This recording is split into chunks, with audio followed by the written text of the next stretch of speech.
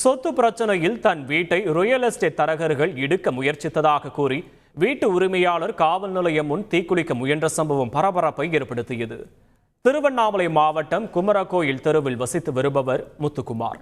காஞ்சிபுரம் மாவட்டம் மாங்காடு ஊராட்சியில் உதவியாளராக பணிபுரிந்து வரும் இருவர் திருவண்ணாமலை நகர காவல் நிலையத்தில் பரபரப்பு புகார் ஒன்றை அளித்தார். அதில் குமரகோயில் தெருவில் தனக்கும் தன் தம்பிகளுக்கும் சொந்தமாக வீடுகள் உள்ளதாகவும் இதில் சொத்து பிரச்சனை ஏற்பட்ட நிலையில் இது தொடர்பான வழக்கு நீதிமன்றத்தில் நிலுவையில் இருப்பதாகவும் தெரிவித்துள்ளார். இந்நிலையில் சம்பந்தப்பட்ட வீட்டை குமரகோயில் தெருவைச் சேர்ந்த ரியல் எஸ்டேட் தரகர்கள் கமல்சந்த், நரேஷ்சந்த் உள்ளிட்ட 12 பேர் இடிக்க முயற்சித்ததாகவும் குற்றம் சுமத்தியுள்ளார். தொடர்ந்து பொக்லைன் இயந்திரம் மூலம் தன் வீட்டை இரவில் இடிக்க முயற்சிப்பதாகவும் தெரிவித்த அவர் உடலில் மண்ணெண்ணெய் ஊற்றிக்கொண்டு அரை நிர்வாணத்துடன் காவல் நிலையத்தில் போராட்டத்தில் ஈடுபட்டது பரபரப்பை ஏற்படுத்தியது.